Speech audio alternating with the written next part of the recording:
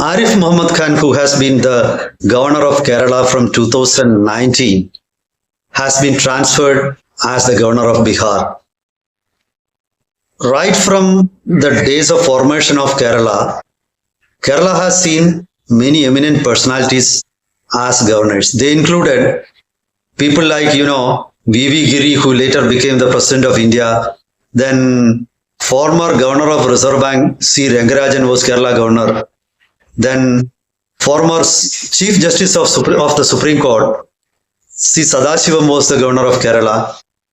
And I'm not saying that they have not contributed in any way to the state, but I don't think their contributions to Kerala have been discussed as much as the contributions of Mr. Arif Muhammad Khan. So what makes him different?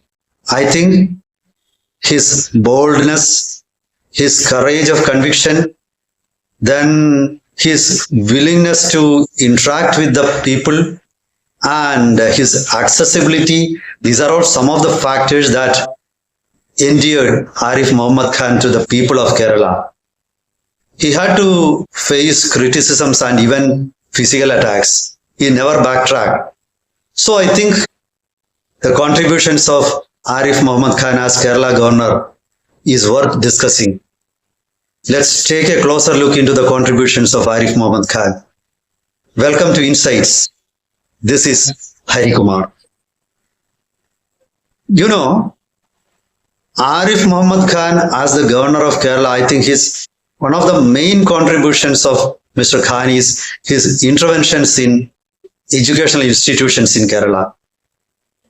Kerala is known as one of the most literate states in India, but the higher education sector of Kerala is not worth emulating for others. The higher education sector and even the whole education sector has been politicized. So this was one area where the governor intervened and he tried to set right many things that we will be discussing.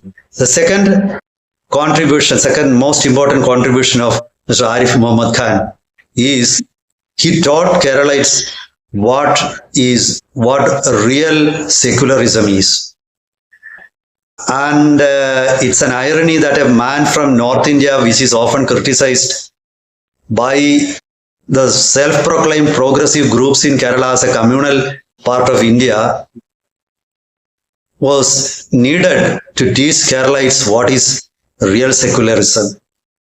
What is being spread in Kerala as secularism is some kind of hypocrisy. And it is confined to criticizing Hinduism.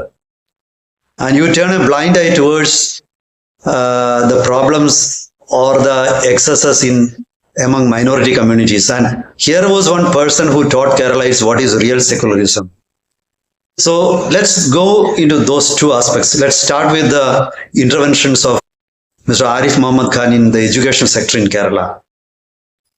In Kerala, at least for 4 or 5 decades, the post of Vice Chancellor has been divided among different communities on the basis of caste and religion.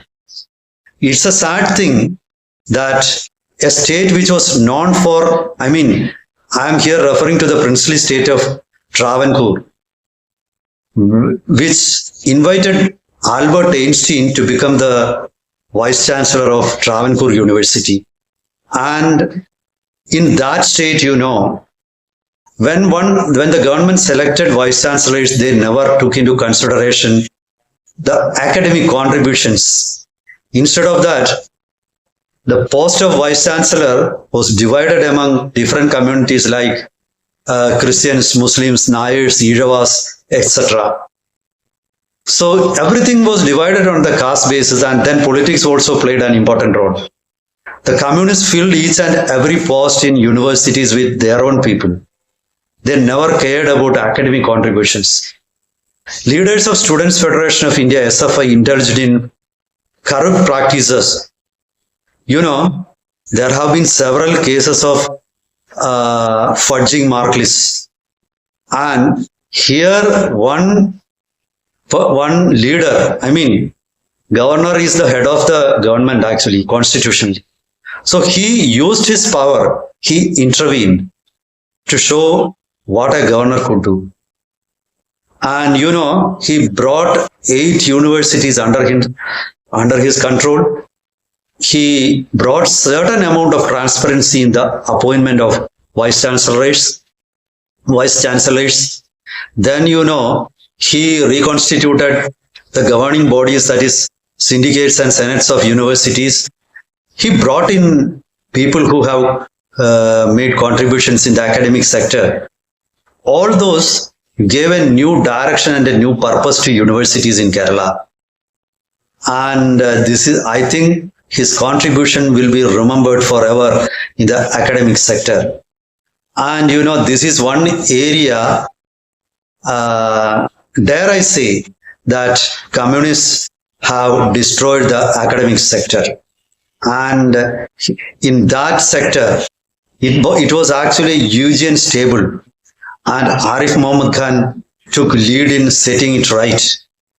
He had to face the ire of SFI. SFI is the student wing of CPIM.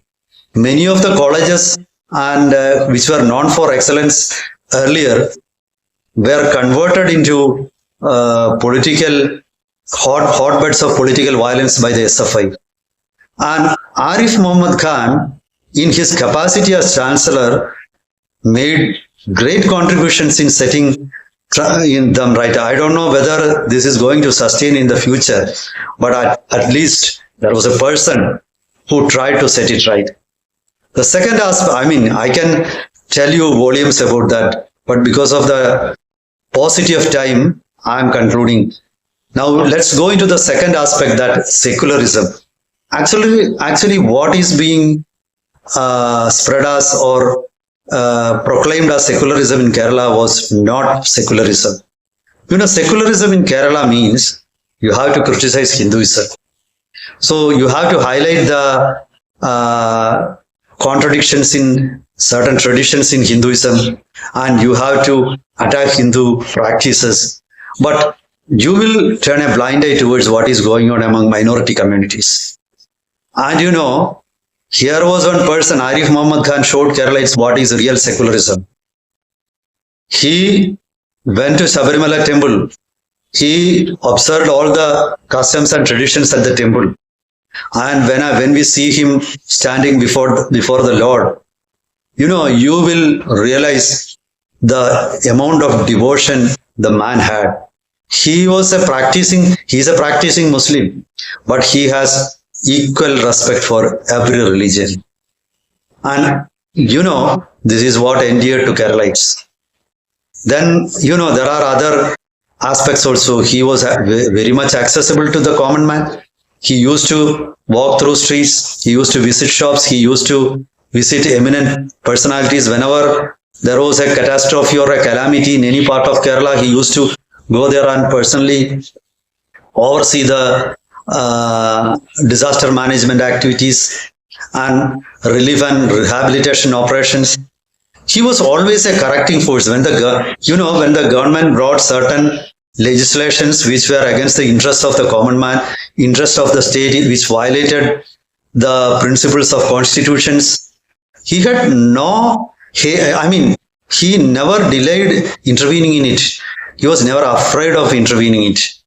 He was never afraid of criticisms when he acted. So I think he made Keralites realize the power of the post of governor. And he made people realize that governor is not a stooge. So he is the head of the state government. His post is a constitutional post. And he implemented his responsibilities to the fullest of his abilities and in a transparent way and without fear or favor. And I think that makes him different. Let me conclude with one sentence. India actually needed a person like T.N. Seshan to realize the power and dignity of the post of Chief Election Commissioner. Similarly, Kerala needed an Arif Muhammad Khan to realize the power and dignity of the office of governor.